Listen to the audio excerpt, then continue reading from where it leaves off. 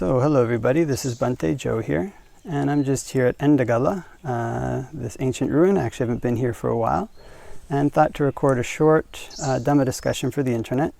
So I thought that could start with a little meditation, so we can lean forward a bit and arch the spine, and look about 3 feet in front, and close our eyes.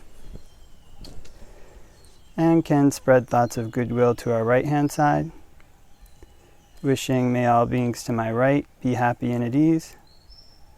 May they put in place the causes necessary to be happy and at ease. And we can make the mind infinite, can make it unbounded, all the way to the ends of the universe and beyond. In every dimension, may all beings to my right be happy and at ease.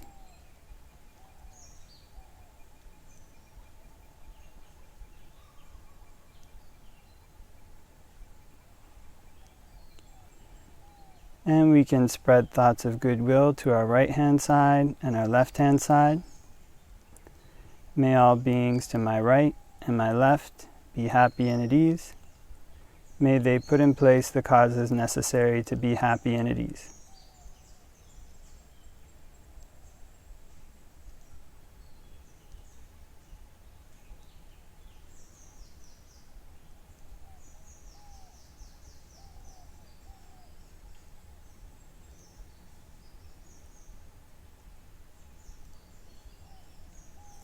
And we can spread thoughts of goodwill to our right hand side, our left hand side, and in front.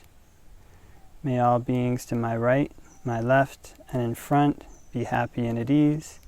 May they put in place the causes necessary to be happy and at ease.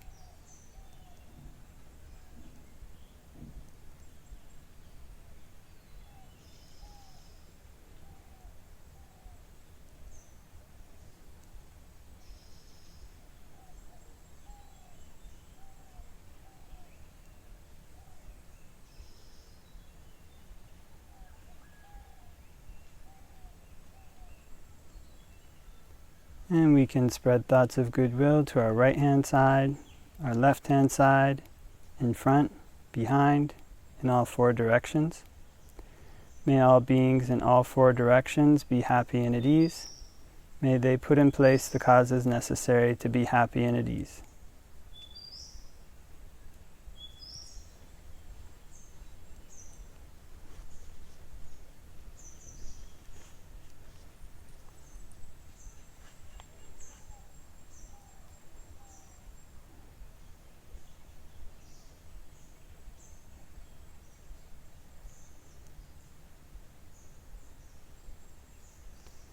And we can spread thoughts of goodwill to our right hand side, our left hand side, in front, behind, and above.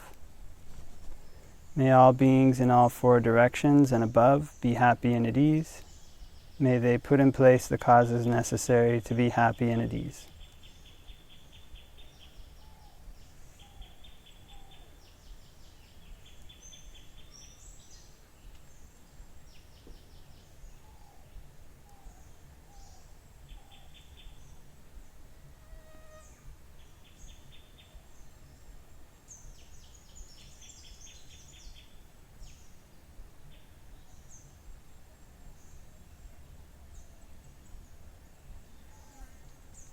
And we can spread thoughts of goodwill to our right hand side, our left hand side, in front, behind, above, below, all around in every direction, everywhere. May all beings all around in every direction, everywhere be happy and at ease. May they put in place the causes necessary to be happy and at ease. And we can make the mind infinite, can make it unbounded, all the way to the ends of the universe and beyond, in every dimension. May all beings all around everywhere be happy and at ease.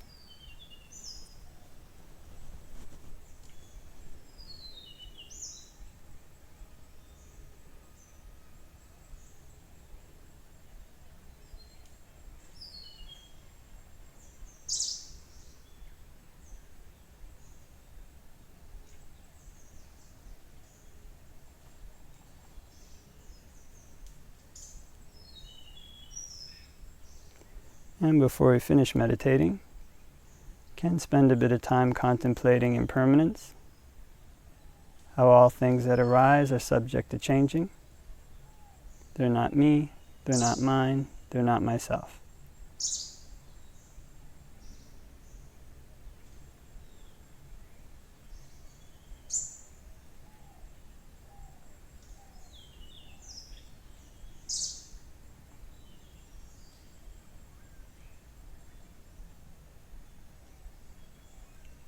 And can open our eyes and do a short Dhamma discussion for the internet.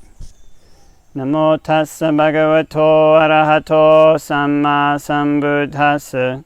Namo tassa bhagavato arahato samma sambuddhassa. Namo tassa bhagavato arahato samma sambuddhassa.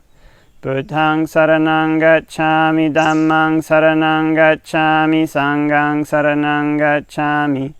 Ditiyampi Buddhaṃ saranang gacchāmi, Ditiyampi Dhammāṃ saranang gacchāmi, Ditiyampi Sanghaṃ saranang gacchāmi. Tatiyampi Buddhaṃ saranang gacchāmi, Tatiyampi Dhammāṃ saranang gacchāmi, Tatiyampi Sanghaṃ saranang gacchāmi. So I hope that everybody is having a great day wherever it might be. And was chatting with a gentleman and was asked him if he had any questions that I might like to see a video about. And he mentioned that, just paraphrasing the question here, that it might be good to have a video about how does one care for one's parents as a monastic and a lay person.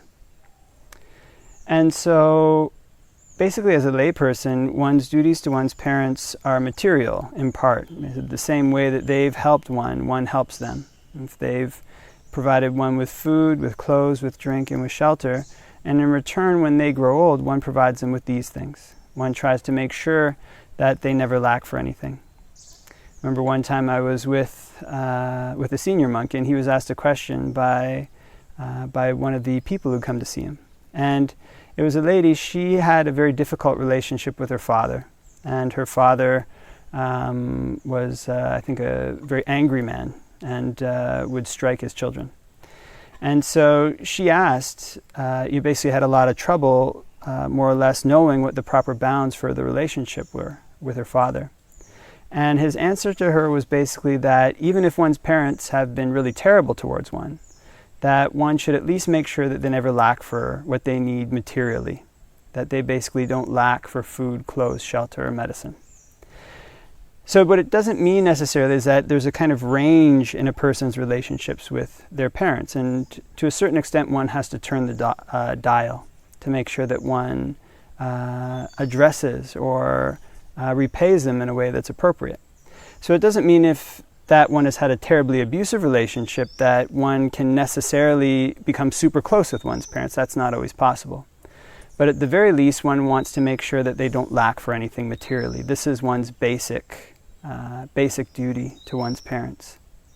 It's been interesting being here in Sri Lanka because I've have had the lovely opportunity to go pindapat in the various villages, and just recently went to Colombo and was staying with a gentleman. And in all these homes, the parents are still living there. Often you'll have many of them, you'll often have like a main house and then a smaller house for the mother, or mother-in-law. Often it's mother-in-law, it seems anyway. And so usually because I'm on pindapat, I don't interact with them much. But this last time, I was staying actually with this gentleman. So I ended up speaking to his mother-in-law, who was staying with him quite a bit.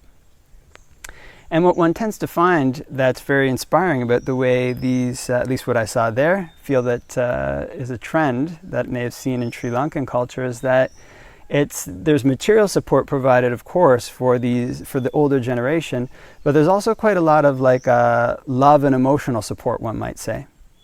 So his neighbors actually stopped by when I was there, and I think they would stop by probably almost every morning and evening, and they would spend maybe a good hour talking to his mother-in-law. And then when I was there, her son came by and stopped and spent about an hour talking to her. And then when I was there, she talked to me for maybe 2 hours.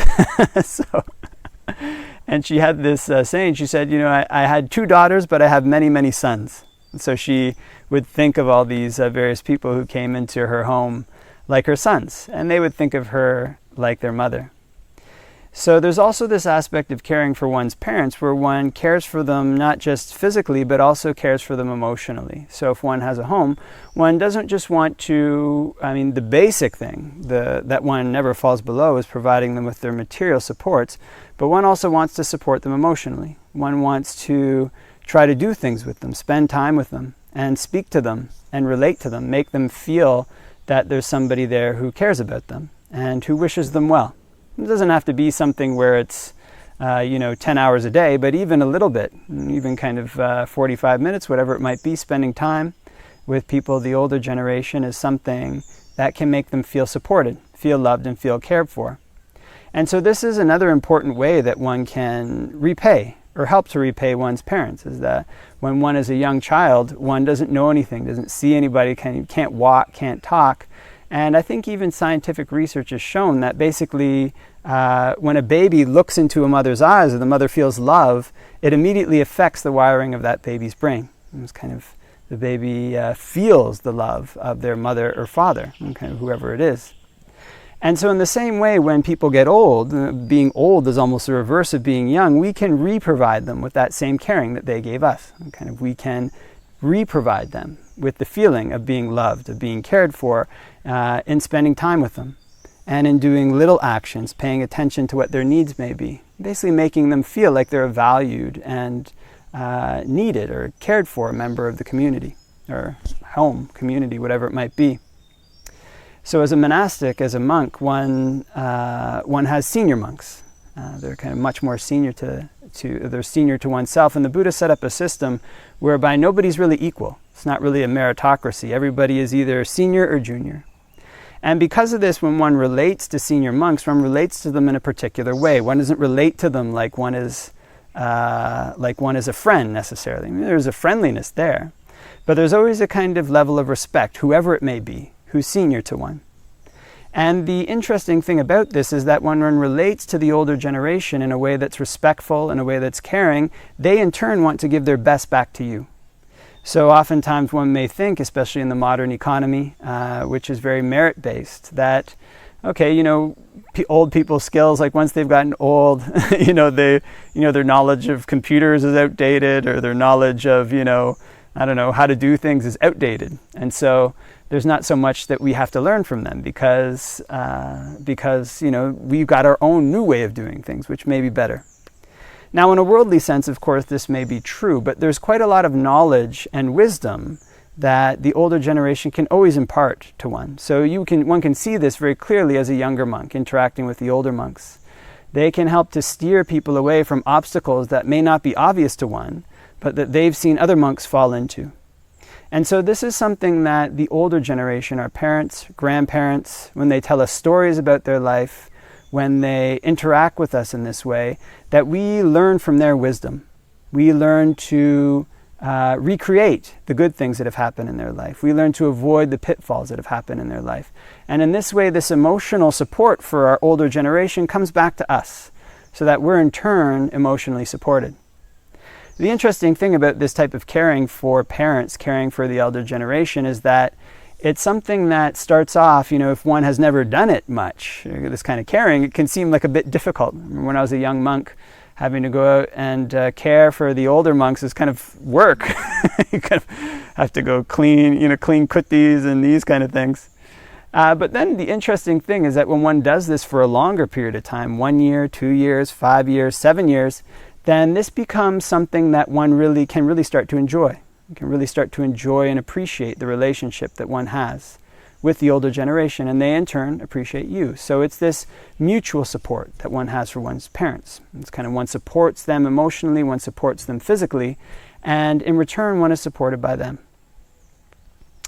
So another way, if one becomes a monk, is basically that more or less on the monastic path is a little different than the lay path, because as a monk one is no longer able to materially support one's parents so much. And one gives away one's wealth, one gives away one's position, one renounces a lot of the things that might be important in the world. And if a monk when he sets out to meditate, the Buddha advises that he avoid becoming famous, avoid becoming well known. So almost every single thing that the world praises is is something that the monk might not encounter for quite some time. And so for this reason, it can seem like quite a drop-off to those who are not accustomed to monastic lifestyle, especially parents who are non-Buddhists. They may not be supportive of the monastic life, may not understand its benefits. And so for this reason, it can be difficult for one to try to grasp how one can help one's parents in this kind of situation. Of course, there are people whose parents are Buddhists, and just backing this up a bit, if one's parents are Buddhists, then one can always help them by teaching them the Dhamma. If one's parents are not Buddhists and don't understand this path, one of the best ways that one can help them is, number one, by helping oneself. Oftentimes what parents really want for their children is basically to see that they're doing well. They want them to be happy. They want them to be, well-adjusted. And if they see a monastic lifestyle as bringing about really positive effects in their child's life, then they become happy because of that. It's kind of they've spent so much time supporting one. Now this is one of the best things that one can do for one's parents, one of the best, you'd say, teachings one can give them if one's parents are non-Buddhists, is to live one's life in such a way that one becomes happy, one becomes at ease, and the practices that one is doing ripen in things that other people can see, and sometimes other people can even feel. And kind of one's parents have been around one since one was a baby, since one was very little, and they know, they tend to know where all one's old buttons were. They tend to know the way that one behaved in certain situations, and when they see those buttons no longer being triggered, when they see the old emotional patterns start to fall away, this makes them happy, or tends to make them happy. And the nice thing about this is it can also give rise to a type of faith, that even if they don't become Buddhists or totally take on the Buddhist teaching, that at least this is a path that brings good results. This is one of the best things that one can do for one's parents if they're not Buddhist. Perhaps one of the best ways that one can teach them is by leading one's life in such a way that it's exemplary. And this is sometimes the most convincing thing that one can do. One can speak 100,000 words to them about what Buddhism may be, but they're going to look for the actual results more than that, most of the time. So this is one of the things that one can do. And of course, if one's parents then gain faith, then one can help them by doing things with them, meditating with them, teaching them the Dhamma, and hopefully trying to get some of the good results that one's gotten oneself, trying to impart those or help one's parents to gain those good results too. Now the Buddha says that this is the best way, the highest way that one can repay one's parents. There's a sutta where he says that even if people carried their mother and father around on their shoulders for their whole life and they right there urinated and defecated, or even if they were to establish their parents as supreme rulers over the entire world, then one wouldn't do enough for them. One wouldn't repay them because of the amount that one's parents have given. They've kind of brought one up. They've showed one the world. They've showed one how to live in the world. Even if one's parents were people who were angry or abusive, still it's because of them that one is alive. They could, nowadays there's options to abort babies, so that could have happened. But they didn't do that. So one still owes this kind of immense debt of gratitude to them.